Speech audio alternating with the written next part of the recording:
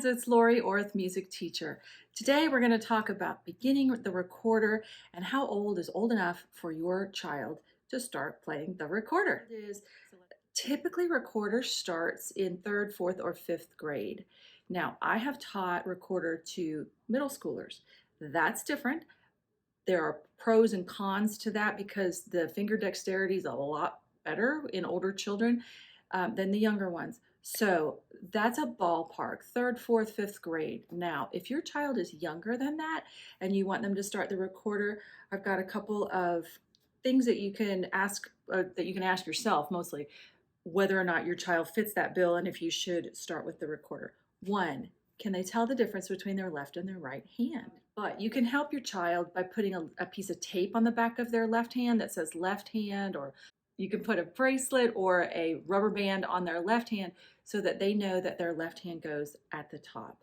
Now, I've had students tell me, but I'm right-handed. I want my right hand at the top. No can do. Think about it like playing the flute in the band. If you've played in a band, flute players have their left hand closest to their mouth. Clarinet players, oboe players, bassoon players, saxophone players, it's the same hand position. Left hand at the top, right hand at the bottom. The right hand does have things to do. And in recorder, we usually start with notes that only use the left hand. So they might think, why is my right hand not doing anything? We'll get to those notes, but you got to put your hands in the right place. So that's the first thing. Second thing is coordination. There's a lot of things that are involved with playing the recorder, and if your child is young, they may not have that yet. Can their hands hold the recorder properly, and can they put their thumb on the back of the recorder? See, there's a thumb hole right there. Can they do that with their thumb and do that? Then this and this. Okay, that's your left hand doing that. Then your right hand has to be able to do all of that. That's a big grasp. That's a big area to cover for little tiny hands. So find out if your child can do that. If they can't, give them a year or two. Remember, public school children don't learn the recorder until third, fourth, or fifth grade. Now, if you're wondering about what kind of recorder to purchase, I'm going to tell you about a couple different ones. Here's my favorite orange one. This is a single piece. It's all one piece. The benefit of a one-piece recorder is that it doesn't move. And so it stays in the right place, okay? So the mouthpiece lines up with all of these finger holes. If you look, this here lines up with these holes, and all of the holes are in the right place, including the very bottom hole. It is a little bit off center. That's so that your pinky can reach it, okay? What difference does that make? Let me show you. This is a recorder that comes apart in three pieces: mouthpiece, middle part, and the foot joint, okay? So when you put them back together, you gotta line it up, all right? So I'm gonna line up the mouthpiece and the finger holes here, and then this foot joint has to be just a little bit to the right of everything else, okay? Is your child able to do that? Are they old enough to be able to, if you have a recorder that comes apart, are they old enough to put it together? I can't tell you how many times I've been in class with middle schoolers and they're playing like this. You're like, did you not notice something was wrong? Yeah, so you have to tell kids how to line up their recorders. If you don't want to mess with this, start with one that doesn't come apart. Now, cleaning the recorder. It's easier to clean one that comes apart than one that doesn't. So there's a trade-off. You might be wondering what this little thing is. It comes in your recorder packet if you buy a new one. Do you see it looks like a giant plastic needle? It's not, it's a swab. Okay, it's a swab. I'll show you my swab. It has a silk swab at the end. Da, da, da. Now this little thing is shaped weird, okay? It's shaped kind of like a teardrop. You thread this swab through the needle, through the eye of the needle, and you only pull it a little ways through, okay? Like it's offset. And the reason why you do that is so that it'll fit in your recorder. and you thread it up through the bottom. If it is too tight right here, you got to pull this to where it's more and more offset so it'll fit through, okay? Now it'll go through a little bit. You got to be careful because kids are going to jam it and ram it and then they're stuck and you're like, how do I get that out? Why do I know this? I know this. Okay, so you can clean this and you can dry it out, okay? And you see how offset that is? Now, if I was gonna clean this recorder, it comes apart. And I can clean the top, and I can clean the middle, the foot joint with it. You need to clean them out and dry them out before you put them back in their zipper pouch, okay? You can also use pipe cleaners. You can use pipe cleaners for the mouthpiece. You can use pipe cleaners for everything. Again, you have to clean it, turn it like that. If you want, you can put it up here through this little tiny mouthpiece where the air goes through. You can clean that. And you want to leave both pieces out to dry so that they don't get gross. Okay. Now, you can buy a swab on Amazon. You can buy it from music order houses like West Music, like J.W. Pepper, places like that. It's worth it. It might be $8 and you might be buying a $3 recorder, but buy the $8 piece of specially made silk so that you can clean it well. This recorder is 3 pieces. We're going to put it together.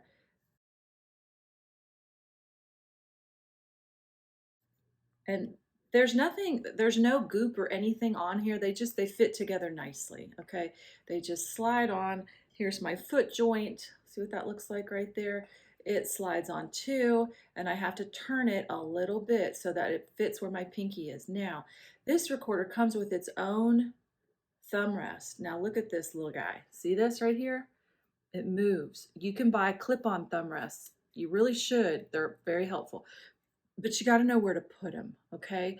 I tell my students to put them behind the 4th key from the bottom. 1, 2, 3, 4, and there's the thumb rest. That's where I want my thumb to be.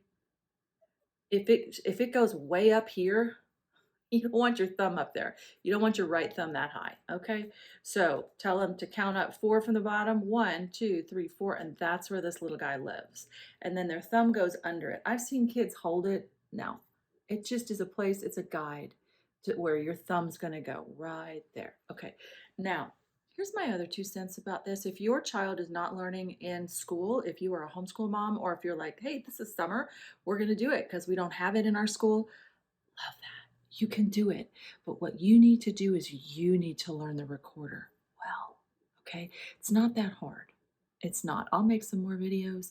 You can reach me on my website and say, I need help with, okay? But you need to be their guide. Please don't just send them in front of this video and hope that they can figure it out, okay? So your left hand is at the top and your thumb goes across the back, okay? It's not the tip of my thumb. It's the flat part of my thumb. And I'm going to play one note. I'm going to cover up one here on the front. Also, look at how this finger is. It's going like across. It's not like this. I've seen kids play like that and they're like, my hands hurt. Well, yeah, flatten your fingers. Okay, so we got thumb and the top hole. And I'm just going to brace my hand on the bottom here. This is what this note sounds like. Ready?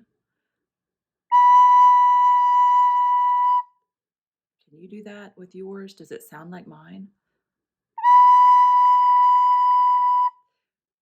Notice how I've got my thumb under here and my fingers are to the side just to guide it. Now I'm going to add one more finger. See what that sounds like.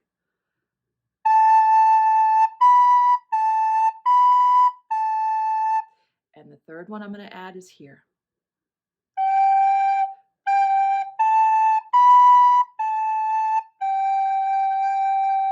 I'm blowing very softly. And if I blew really hard, I don't even want to like demonstrate that. It will squeak and squawk and it'll hurt your ears. You don't want a forceful air. No, big no. Very, very soft air. Okay. Also, I'm using my tongue to touch the tip of the mouthpiece to change the notes. I'm saying like do, do, do, or can you see that? It's hard because when I put my mouthpiece in, you can't see what my tongue's doing, but that's what my tongue is doing. So I'm gonna show you again. Try that. Hopefully you're making the same sounds as me.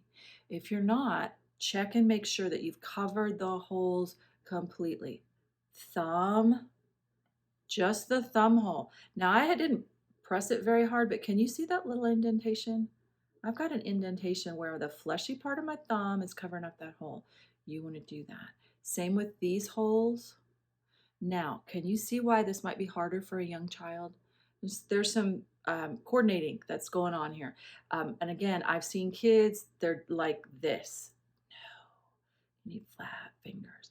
And you as the mom or as a parent, grandparent, guardian, have to guide that child and tell them how to do it. Your right hand, I've got my thumb under the thumb rest, and I'm gonna use these fingers later, okay? Later. What they really need to learn with their with their right hand is thumb under the thumb rest and fingers to the side. Because if they cover these holes, if they try to hold it like that, no, it's not gonna work.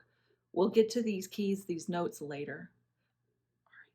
So that's the first thing. When you're done practicing, you want to clean your instrument.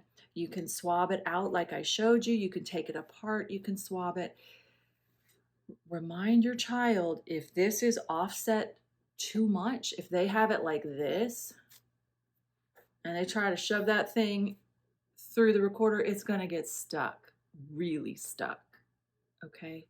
Tell them up front, this is the tools of the trade. They need to offset this so that it'll fit. Now, last but not least, how to put this in your mouth. Look. You see that? Also, it's not leaning on my chin. It's not touching my chin. That's another thing. Okay? I'm holding it at an angle. Like that.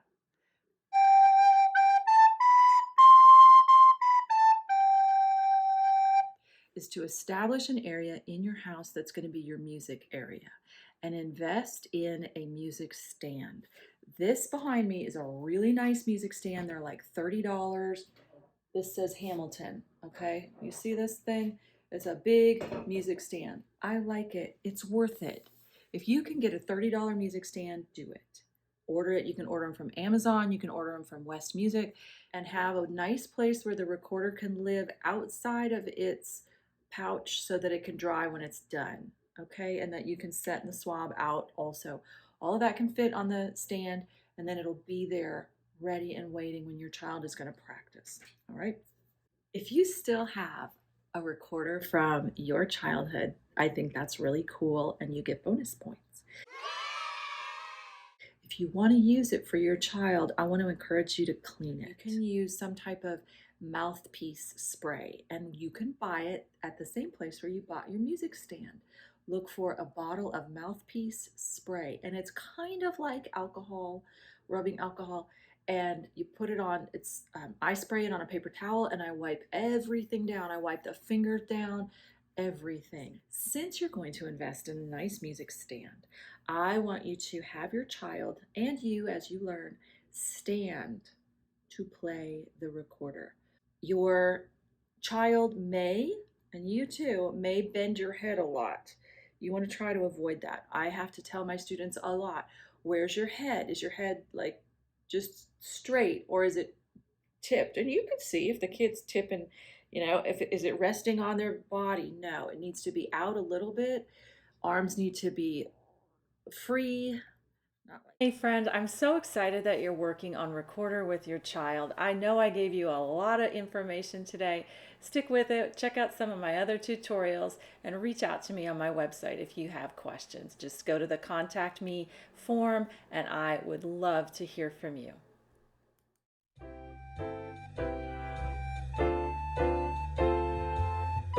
Remember, music matters, and so do you. See you next time.